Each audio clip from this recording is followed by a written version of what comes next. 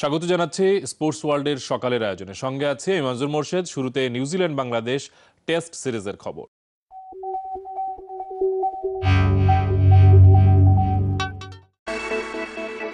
হারের দায় কাঁধে নিতে শিখেছে বাংলাদেশের ক্রিকেটাররা। এটাই নিউজিল্যান্ড সিরিজে টিম বাংলাদেশের সবচেয়ে বড় অর্জন বলছেন কোচ চান্দিকা হাথুরুসিংহে। সেই সাথে হারের মাঝেও অনেক ভালো কিছু মুহূর্ত আছে টাইগারদের, যা সাহায্য করবে সামনের অ্যাওয়ে সিরিজগুলোতে। তবে সবকিছু ছাপিয়ে জয়শূন্য থাকায় অন্য সবার মতোই হতাশ চান্দিকা হাথুরুসিংহে। যেভাবে আমি সেকেন্ড ইনিংস আউট হয়েছি, আমার মনে হয় একটা লিডার একটা ভালো মেসেজ পাঠানো এভাবে আউট হওয়া। ক্রিকেটাররা যখন ব্যর্থতার দায় মাথা পেতে নেবে, এর চেয়ে বেশি আপনি হয়তো আর কিছু আশা করতে পারেন না। কারণ ক্রিকেটাররা শিখছে এই দায়িত্ব নিলে আরো ভালো করবে তারা। Good start if they have taken the responsibility. টানা 8 হারের লজ্জার কারণ খুঁজতে গেলে সবার আগে ব্যাটিং এর, আর এর পরপরই আসছে ফিল্ডিং দীনতা। তবে এর মাঝেও ভালো কিছু অর্জন আছে মনে করিয়ে দিচ্ছেন coach. Lot of positive to go forward, you can just খারাপের মাঝে অনেক ভালো কিছু আছে, আপনি চাইলেও তা কেড়ে নিতে পারবেন না। এই সফরের অভিজ্ঞতা সামনে অনেক কাজে দেবে, বিশেষ করে রাব্বি, মিরাজদের মতো নতুন। This experience going to help. এমন অর্জনগুলোকে সামনে এনে ব্যর্থতাকে ঢাকতে চাইছেন না চান্দিকা হাথুরুসিংহে। অন্য সবার মতোই দলের পারফরমেন্সে হতাশ তিনি।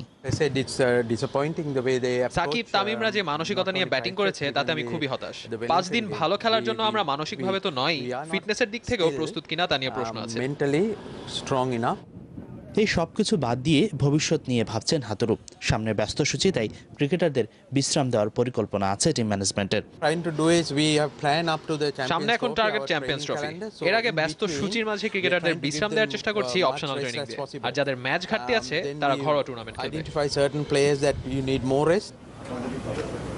সেই সাথে মুস্তাফিজও ফিট হয়ে উঠছে বলছেন এই Lankan coach. Mustafiz is medically clear, so he's coming back slowly. He's building his workload, bowling workload. Hasinur Rahman, Jamuna sports, Christchurch, New Zealand. হারের বৃত্তে বন্দী থাকলেও নিউজিল্যান্ড সফরে বাংলাদেশের পারফরম্যান্সকে ভালো বলছেন টাইগারদের সাবেক ও ব্ল্যাক ক্যাপদের বর্তমান বোলিং কোচ শেন জার্গেনসেন। তার সময়ের পর বাংলাদেশের হয়ে মোস্তাফিজ, মিরাজ থেকে শুরু করে হালের অভিষিক্ত নাজমুল শান্তর মতো তরুণদের পারফরম্যান্সকে বাংলাদেশের উত্থানের বড় কারণ বলে মনে করেন এই অস্ট্রেলিয়ান। তবে নিয়মিত সাফল্য পেতে দেশের বাইরে খেলাকে বেশি গুরুত্ব দেওয়ার কথা বলছেন জার্গেনসেন।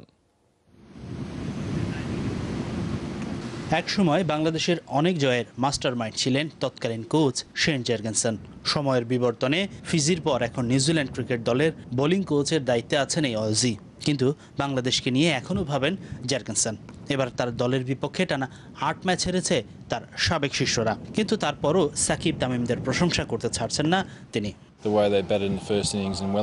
বাংলাদেশ এই সিরিজে বেশ ভালো করেছে, বিশেষ করে ওয়েলিংটন টেস্টে তাদের ব্যাটিং মন ছুঁয়েছে আমার।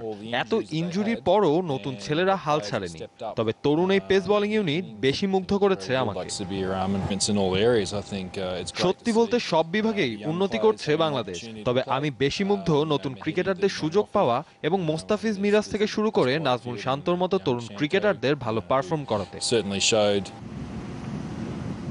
তবে মুস্তাফিজের মতো আরও অনেক তরুণ পেসার আছে বাংলাদেশে, বিশ্বাস জার্গেনসনের। খুঁজে বের করার দায়িত্বটা বিসিবির কাঁধেই দিচ্ছেন এই অস্ট্রেলিয়ান। বাংলাদেশের প্রকৃত চ্যালেঞ্জটা নিতে হবে এই টিম আর একাডেমিকে। তাদের বুঝতে হবে ফাস্ট বোলারদের গুরুত্ব আর পেসারদের সেই সুযোগটাও দিতে হবে। যে বোলিং আক্রমণের লিডার তারাই। ফলাফলের বিচারে এই সিরিজে বাংলাদেশের প্রাপ্তির খাতাটা শূন্য। তবে নিউজিল্যান্ডের এই কন্ডিশনে খেলার অভিজ্ঞতা সামনের শ্রীলঙ্কা, আয়ারল্যান্ড আর ইংল্যান্ডের চ্যাম্পিয়ন্স ট্রফিতে টাইগারদের সাহায্য করবে, বিশ্বাস শেন জার্গেনসনের। Hasinur Rahman, Jamuna sports, Christchurch, New Zealand. এদিকে বড় হারের পরও ক্রাইস্টচার্চ টেস্টে নিজের স্বপ্নের ব্যাটসম্যান কেইন উইলিয়ামসনকে আউট করতে পেরে দারুণ সন্তুষ্ট পেসার কামরুল ইসলাম রাব্বি। স্পোর্টিং উইকেটে খেলতে পারার অভিজ্ঞতা ভবিষ্যতে কাজে লাগবে বলে মনে করেন ব্যাট হাতেও ঝলক দেখানো এই পেসার। রোল ছিল সাপোর্টিং রোল, আর আজকের আমি যখন ব্যাটিং গেছি তখন আমি তাসকিন ব্যাটিং করতেছিলাম। তখন আমাদের রোল ছিল যে আসলে এখন একটা দিন বাকি আছে, তো রান করাটা অনেক লাইন লেন্থ অনেক ইম্পর্টেন্ট, আর ফার্স্ট ডেতে হচ্ছে গিয়ে সুইংটা অনেক ইম্পর্টেন্ট। এদিকে বাংলাদেশকে হোয়াইট ওয়াশ করে টেস্ট র্যাঙ্কিংয়ে এক ধাপ উপরে উঠে এসেছে নিউজিল্যান্ড। পাকিস্তানকে টপকে কিউরা এখন র্যাঙ্কিংয়ের 5-এ। টেস্ট সিরিজ জয়ে 2 পয়েন্ট যোগ হয়ে 98 পয়েন্ট এখন নিউজিল্যান্ডের। 1 পয়েন্ট কম নিয়ে 6-এ নেমে গেছে পাকিস্তান। অন্যদিকে সিরিজ হারলেও আগের 9 নম্বর অবস্থানেই রয়েছে বাংলাদেশ। তবে 65 পয়েন্ট নিয়ে সিরিজ শুরু করা বাংলাদেশের রেটিং পয়েন্ট এখন 62। 120 রেটিং পয়েন্ট নিয়ে সবার উপরে ভারত। এবার আরাফাত সানি প্রসঙ্গ। রুবেল রাজীবের পর আরাফাত সানির মামলায় বিব্রত বাংলাদেশ ক্রিকেট বোর্ড। দোষী সাব্যস্ত হলে বিসিবিকে পাশে পাবে না এই ক্রিকেটার, জানিয়ে দিলেন প্রধান নির্বাহী নিজামুদ্দিন চৌধুরী। এদিকে তথ্য প্রযুক্তি আইনে করা মামলায় একদিনের রিমান্ড শেষে আজ মঙ্গলবার সিএমএম কোর্টে তোলার কথা রয়েছে ক্রিকেটার আরাফাত সানিকে। অভিযোগকারী নাসরিন সুলতানা নারী নির্যাতনের আরও একটি মামলা করেছেন গতকাল তার বিরুদ্ধে। গেল 2 বছরে মাঠের বাইরে নানা বিতর্কে জড়িয়ে আলোচনা সমালোচনার কেন্দ্রে এসেছিলেন বাংলাদেশের জাতীয় ক্রিকেটাররা। রুবেল রাজীবের পর এবার তথ্য প্রযুক্তি আইনের মামলায় জেলে যেতে হয়েছে জাতীয় দলের আরেক ক্রিকেটার আরাফাত সানিকে। একের পর এক এমন ঘটনায় দেশের ক্রিকেটের ইমেজের পাশাপাশি ব্যক্তিগতভাবে হেয় হতে হচ্ছে ক্রিকেটারদের, যা কিনা এখন বাড়তি চিন্তার কারণ ক্রিকেট বোর্ডের জন্য, স্বীকার করলেন প্রধান নির্বাহী। বিষয়টা অবশ্যই উদ্বেগজনক। কেউ যদি কনভিক্টেড হয়ে থাকে বা আদালতের দৃষ্টিতে, সেখানে বোর্ডকে পাশে না পাওয়ার সম্ভাবনাই বেশি। সম্প্রতি বিপিএল চলাকালীন নারী ঘটিত অপরাধে শাস্তি হিসেবে জরিমানা গুনতে হয়েছে সাব্বির রহমান ও আলামিন হোসেনকে। নারী ঘটিত এসব ঘটনা ক্রমশ বেড়ে যাওয়ায় ক্রিকেটারদের উপর সতর্ক দৃষ্টি বোর্ডের। আমরা বিষয়টাকে সিরিয়াসলি নিয়েছি আগের ঘটনার পর থেকেই, বাট হয়ে যাচ্ছে 2-1টা ঘটনা। আমরা দেখছি বিষয়গুলোকে কিভাবে আরও ক্লোজলি মনিটর করা যায় এবং প্লেয়ারদের আরও কিভাবে বাইন্ডিংসের মধ্যে আনা যায়। তবে এ ধরনের ঘটনায় শুধু ওই ক্রিকেটারই নয়, একই সাথে ক্ষতিগ্রস্ত হন অন্যরাও। তাই বাংলাদেশের ক্রিকেটের ইমেজ রক্ষায় ব্যক্তিগত জীবনে আরও বেশি সতর্ক হওয়ার উচিত বলে মনে করেন খেলোয়াড়রা।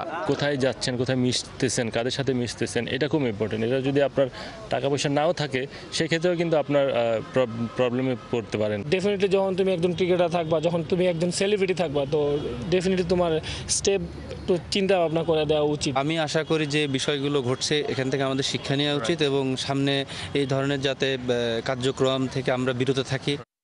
এদিকে তথ্য প্রযুক্তি আইনে করা মামলায় একদিনের রিমান্ড শেষে মঙ্গলবার সিএমএম কোর্টে তোলার কথা রয়েছে ক্রিকেটার আরাফাত সানিকে। অভিযোগকারী নাসরিন সুলতানা নারী নির্যাতনের আরও একটি মামলা করেছেন মোহাম্মদপুর থানায়। সালাউদ্দিন সুমন, যমুনা স্পোর্টস, ঢাকা। আন্তর্জাতিক ইসলামিক সলিডারিটি আর্চারি ঘিরে প্রস্তুতি ফেডারেশনের মূল লক্ষ্য এশিয়ান চ্যাম্পিয়নশিপ। আমাদের যা সফলতা আছে এবং অতীত ইতিহাস যা আছে তা দিয়ে আমরা এখানে স্বর্ণ ছাড়া আমরা কোনো বিকল্প চিন্তা করছি না।